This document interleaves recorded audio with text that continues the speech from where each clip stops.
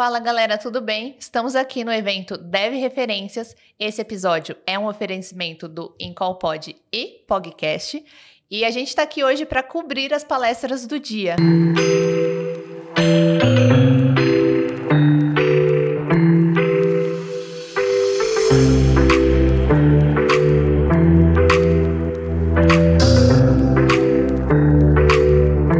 Quem é o nosso próximo convidado, Ju?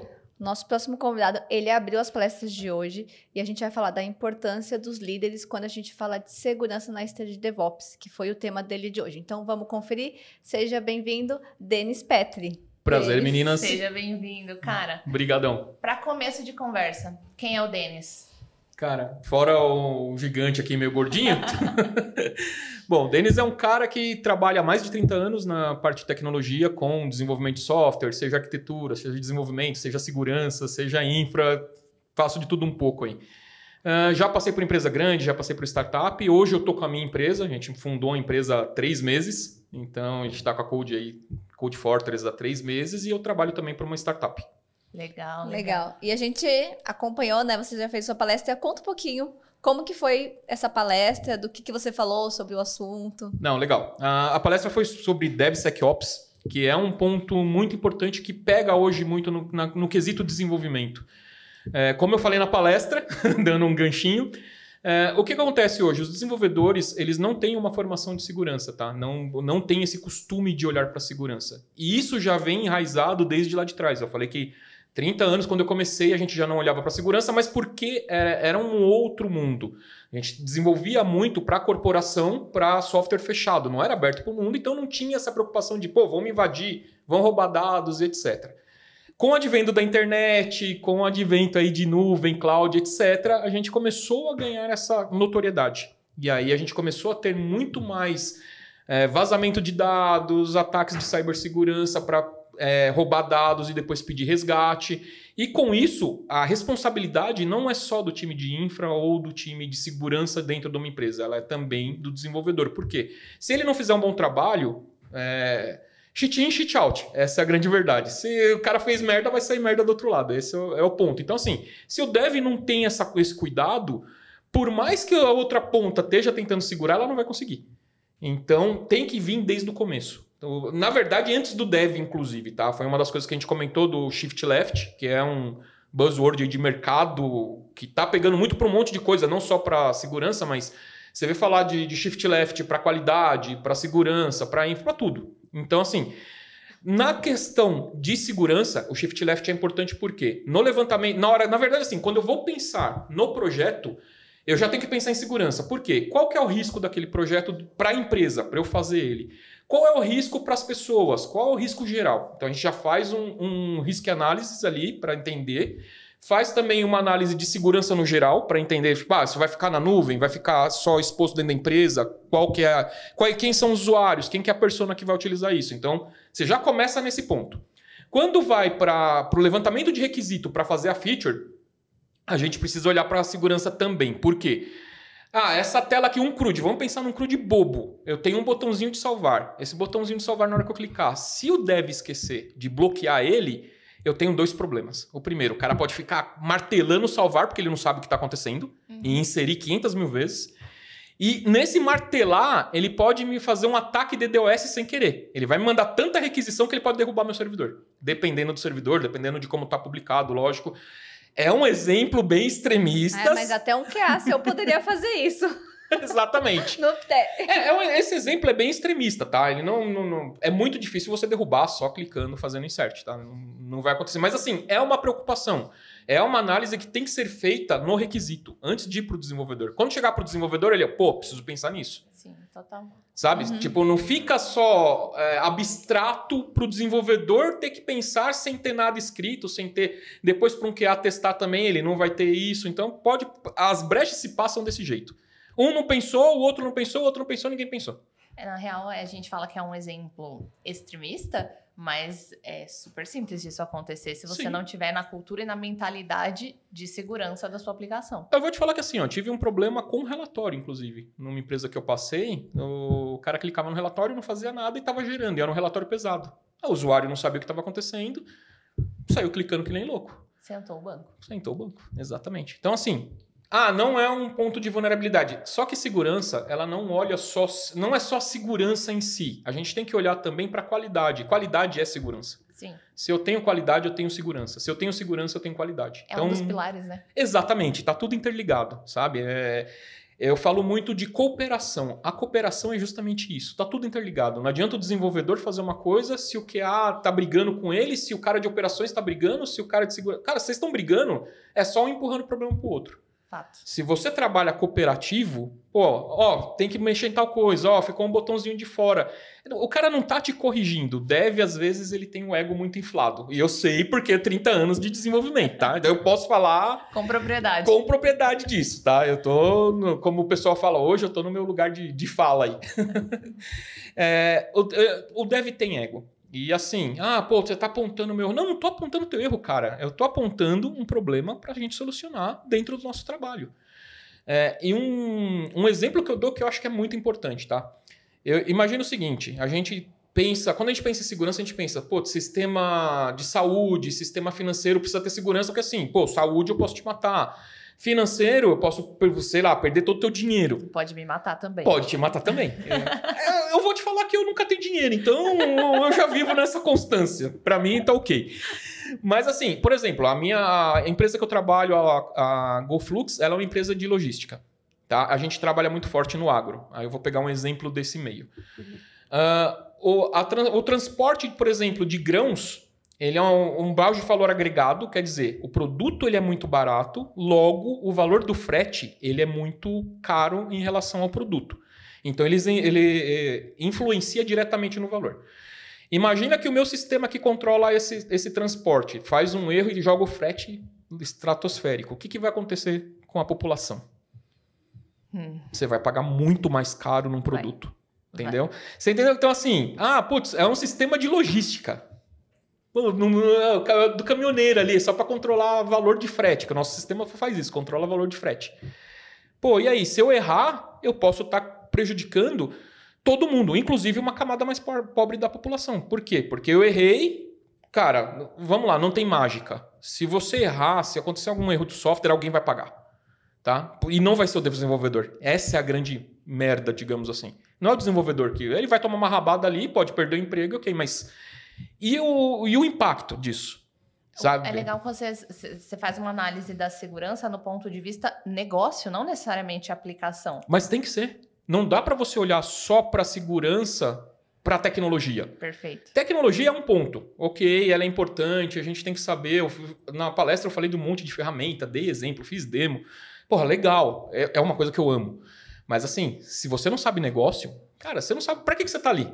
Entendeu? Você tem que saber para que você está ali. E quero puxar o gancho para isso, né? A importância da gente, dentro da área de tecnologia, estar muito focado no nosso negócio, né? Então, como implementar essa cultura para os devs hoje? Qual seria uma dica aí dessa implementação dessa cultura para os devs? A minha vontade, desceu o tapa na orelha deles. Chegou um dev aqui, então... Mas assim, não vai funcionar, tá? Então, na verdade, assim, aí existem alguns fatores. Eu, como gestor, hoje, inclusive, eu uso muito isso. A parte motivacional, tá? É você entender o quão motivado está o seu time em relação ao teu trabalho, a tua empresa, principalmente. O quão motivado ele está a aprender, o quão aquela pessoa quer crescer. Tudo isso você precisa analisar. A gente costuma ver muito empresas fazendo, é besteira fazer one-on-one, é besteira fazer feedback. Cara, não. Se você não conhece a pessoa que está contigo, você não motiva. Se você não motiva... E dinheiro não é a única motivação. É uma boa motivação. Pode me dar aumento. Dinheiro não é a única, tá? Se você não estiver feliz com o que você está fazendo, se você não estiver contente, você vai querer fazer de qualquer jeito. Entendeu? Então, assim... o teu time está feliz, está motivado, você consegue começar a inserir outras coisas para eles aprenderem. Eu vou te dar um exemplo do meu time mesmo, não é de segurança, mas vai encaixar com isso, tá? O meu time em 3 anos aprendeu 3 nuvens. A mexer com Azure, com AWS e GCP. Em 3 anos. Os caras aprenderam. Por quê? Porque eles estavam motivados. Eles queriam aprender. Quando eu falava, a gente vai trabalhar com outra nuvem. A gente vai para outra nuvem agora. Por questão de custo, por N questões aí de negócio. Então, você traduz o negócio para o teu time, entendeu? Você tem que ter... Aí, a pessoa que está na gestão que tem que estar um olhar mais holístico para o negócio e para o time. E tomar conta dos dois, sabe? Eu tenho que tomar conta do negócio, mas eu tenho que tomar conta do meu time. Diferente de um C-Level, por exemplo. Um C-Level, ele tá muito preocupado com o negócio. Ele não tem, às vezes, tempo de olhar pro time. Aí, putz, esse cara é arrogante, é isso e aquilo. Não, cara, não é que o cara é arrogante, não é isso. Ele tá preocupado com a empresa. Eu sou dono de empresa, hoje eu sei o que é isso, cara. Você tem que preocupar em gerar dinheiro, em dar lucro, em correr atrás de cliente. Você tem todas essas preocupações. Até mesmo para bancar esse time. Exatamente. O papel muda nesse caso, né? Você falando, eu enxerguei duas coisas. Como o papel muda da pessoa que tá ali na liderança, né? Então, dependendo do que ela tá fazendo. E como essa motivação é você trazer para o seu time mudanças de formas positivas. Eles vão olhar isso como um desafio para aprender uma coisa nova, e não como uma mudança. Fala, putz, mais uma mudança? Como assim? Por que a gente tá mudando de novo? Eu costumo falar que assim, quando você fala quando vem uma mudança, putz, mais uma mudança, mais não sei o quê, é que a tua motivação já não tá legal. Tá faltando algo já. Tá faltando. Então, você como gestor tem que estar olhando um tech lead. Eu não estou nem falando de gestor, um tech lead, por exemplo. Eu acredito muito em democracia organizacional. Eu não acredito... Eu sou gerente, eu sou head de tecnologia numa empresa, e eu não acredito nesse cargo. É incongruente, mas é real, tá? Eu, particularmente, não acredito nisso. Por quê? Se você tem um time altamente motivado, ele se capacita e ele consegue se conduzir. Ele consegue fazer o seu gerenciamento. Ele não precisa de alguém falando, faz isso, faz aquilo, olha isso, olha aquilo. Hoje, então, você é o gestor por influência. Eu, totalmente. Você é o cara ali da seja influência normal, seja porrada. às vezes precisa, mas... Não deveria. Não tá? deveria isso. Eu acho que assim, as pessoas... Hoje a gente tem muito curso, tem muita informação, tá? Eu venho de uma cultura anterior que... Cara, você não tinha curso para... Você tinha um livro para aprender e olhe lá. Então, assim, hoje é muito mais fácil as coisas. Só que, em contrapartida, essa facilitação abandonou as pessoas de olharem outras coisas. Por exemplo, motivação intrínseca. O que te motiva? Às vezes as pessoas não olham isso. Propósito, né, cara? Você tem que resgatar qual é o seu propósito. O seu propósito, não da empresa. Não da empresa. Você não tem que estar ligado ao propósito da empresa. A empresa pode estar vendendo bets aí que eu acho super errado, etc. Joguinho, aposta online, ok, não vou entrar no mérito. Mas você pode estar trabalhando lá, sem problema, e ter motivação. Porque a tua motivação intrínseca está te fazendo trabalhar muito bem num lugar que, de repente, não é motivacional o suficiente. Perfeito. Entendeu? Perfeito. Então, essa junção ela é muito difícil. O one-on-one ele é muito necessário, principalmente, porque no one-on-one você consegue entender o que o dev está querendo, o que o teu liderado está querendo, aonde ele almeja chegar, e aí com as informações que você tem de negócio, você junta. Cara, como é que eu consigo fazer uma coligação entre o que ele quer e o que a empresa quer? Essa é a sacada do líder, entendeu? Esse é o líder que precisa trabalhar, que precisa ser trabalhado hoje. Tá? Que a gente não vê muito, tá? Ao contrário, a gente vê líder que tá pouco se lixando, vamos falar palavrão? Tá pouco se lixando pro pessoal. Infelizmente, né, cara? Infelizmente. Porque eles estão perdendo a oportunidade de fazer times de alta performance. E né? dá trabalho. Dá. Sabe qual que é o problema? Dá trabalho. Então você já tem o seu trabalho normal, você já tem a tua encheção de saco do dia a dia, você já tem um monte de cobrança. Porra, ainda tem que cuidar, tem que ser babado dos caras. É isso aí, eu vou ser babado dos caras.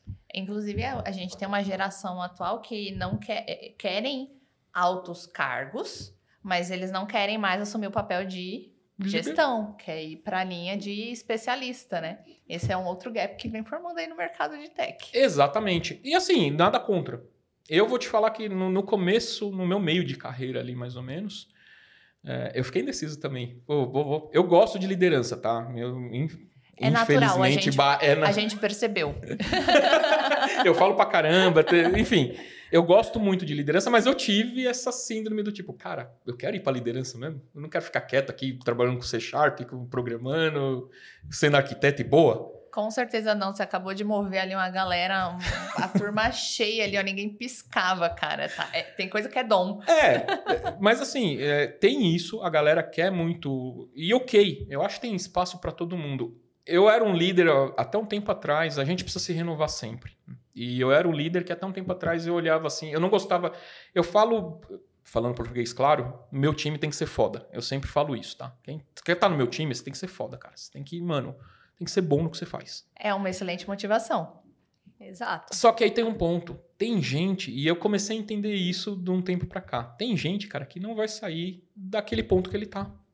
E tá ok pra ele. E é ok, entendeu? Eu tive que mudar a minha forma de pensamento, de ficar cobrando, de falar, mano, você precisa crescer, precisa crescer. Mas não é, o cara não quer. Ele tá satisfeito. Ele tá satisfeito. E ok, eu tive que trabalhar isso em mim. E entender esse ok, ele não quer sair dali, ok, beleza, eu preciso de alguém ali. Porque também se eu tenho todo mundo crescendo, cara, quem vai fazer a base? Porque vai chegar uma hora que tá todo mundo muito fera e eu não tenho quem sustente o negócio. Vai estar todo mundo voando. E o reconhecimento, que as pessoas buscam esse reconhecimento, né? E segurar, aí entra um outro ponto também. Tá todo mundo voando. Eu falo muito na empresa que eu preparo as pessoas para, no final das contas, para fora, para o mercado. Porque, por exemplo, eu numa fintech, numa startup, eu não tenho budget para competir com uma fintech. Então eu vou deixar um cara voando, vai chegar uma fintech e vai falar, cara, eu te pago o dobro. Eu não seguro esse cara.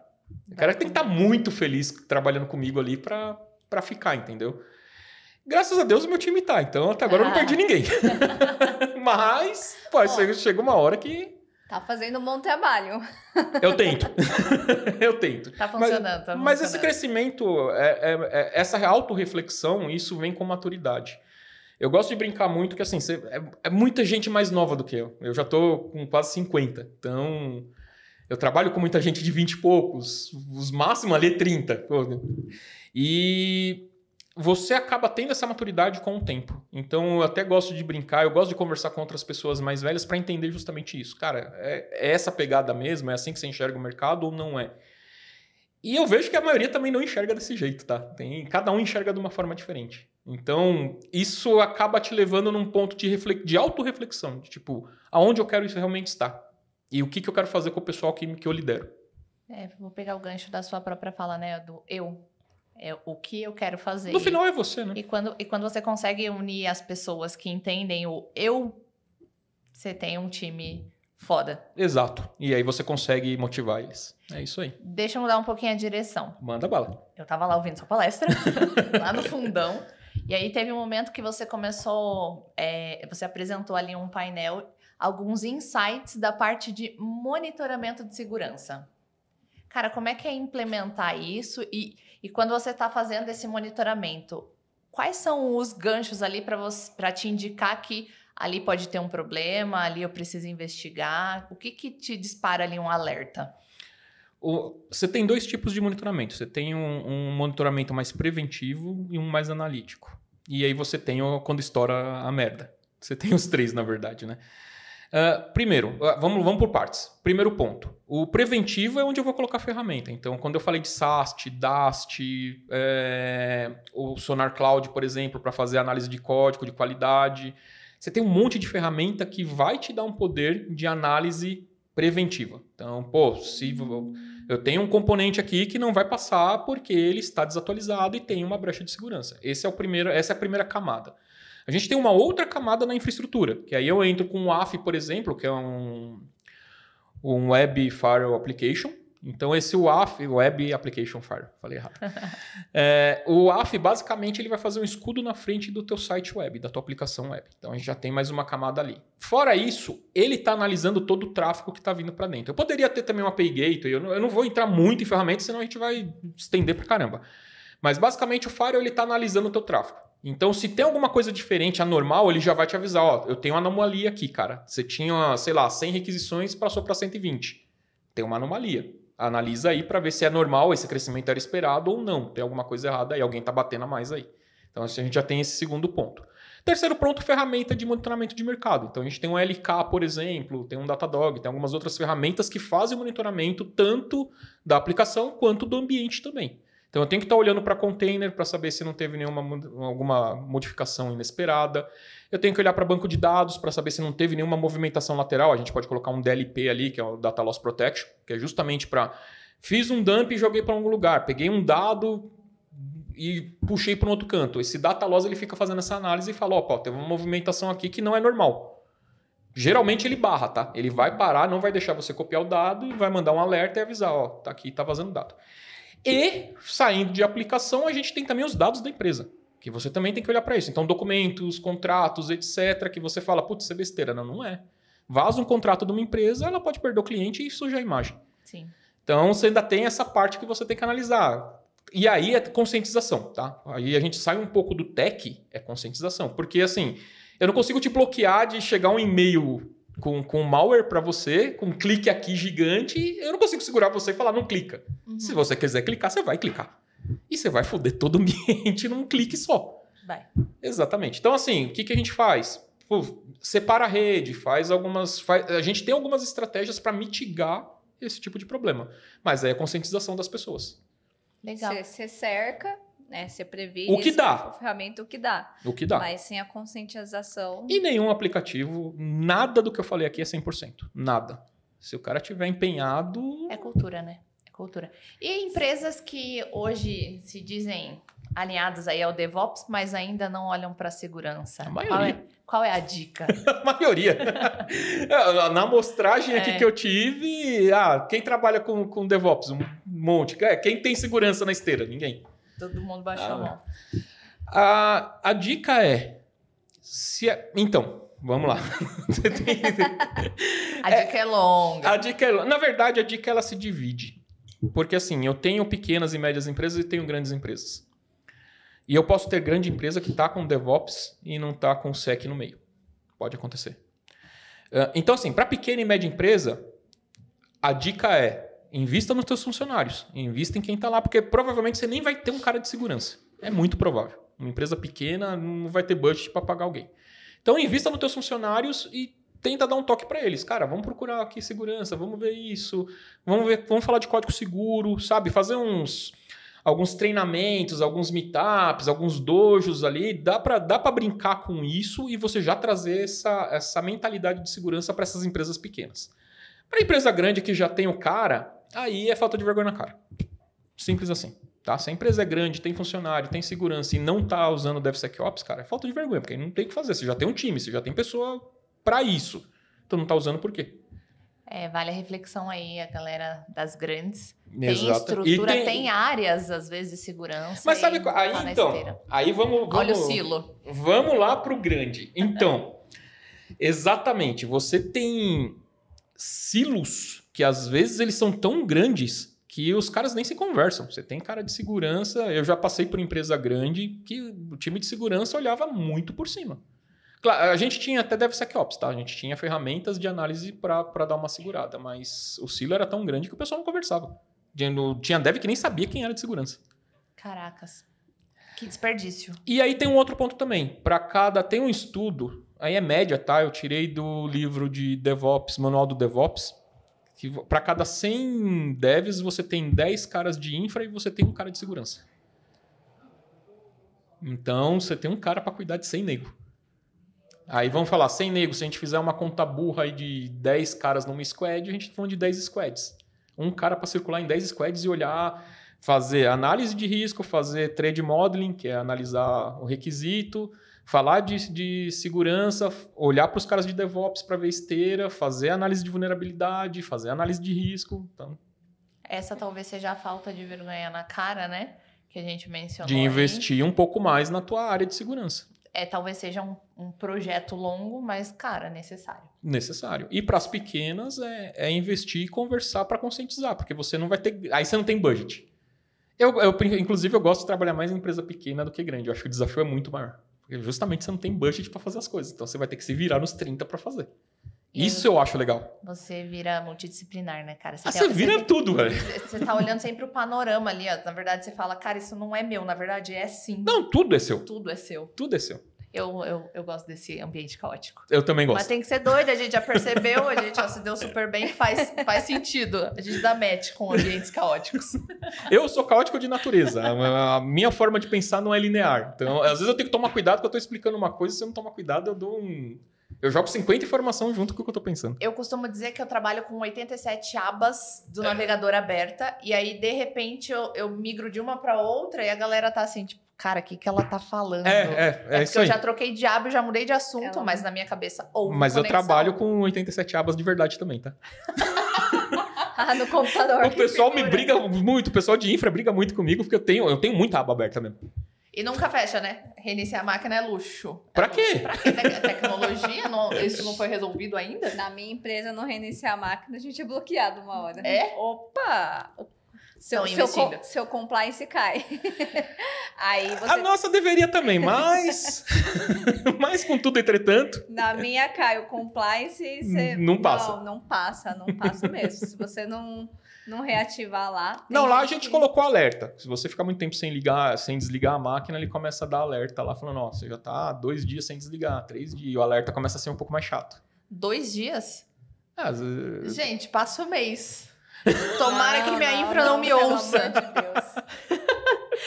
Cara, a gente tá chegando ao fim.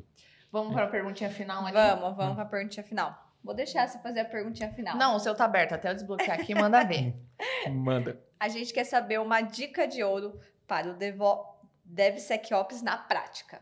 Dica de ouro? Dica de ouro. Para o DevSecOps na prática. Muito bom. Pros devs, então, a dica de ouro pros devs é...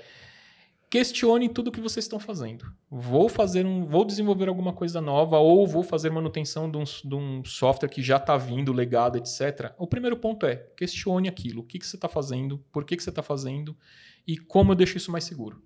Esse é o ponto. Além de ele fazer as refatorações, as faxinas, que isso para mim é obrigação de desenvolvedor. Então, ficam 2 dicas aí de ouro. Tá? A primeira é deixa o código melhor do que você encontrou. Essa é a primeira dica. Isso vem de um... Eu não sei se é do Uncle Bob ou se é do Programador Pragmático, é um dos 2 livros. Mas deixa as coisas melhor do que você encontrou e deixe mais segura também. Tá? Então, estude um pouquinho mais de segurança para você entender código seguro. Fantástico. A gente vai encerrar convocando Denis. Vixe, medo. Para ir lá no nosso estúdio do Incol. Vambora. Vambora? Pra gente gravar um podcast aí bem extenso aí para vocês com tudo. Aqui teve que ser rapidinho, mas tem pauta, galera. Denis, muito obrigada pela sua participação, Imagina. por sua disponibilização. E aí, pessoal, esse vídeo sai no ar e deve referências esse ano, mas ano que vem tem mais. Valeu. É isso aí. Tchau, tchau. Valeu, gente. Cara.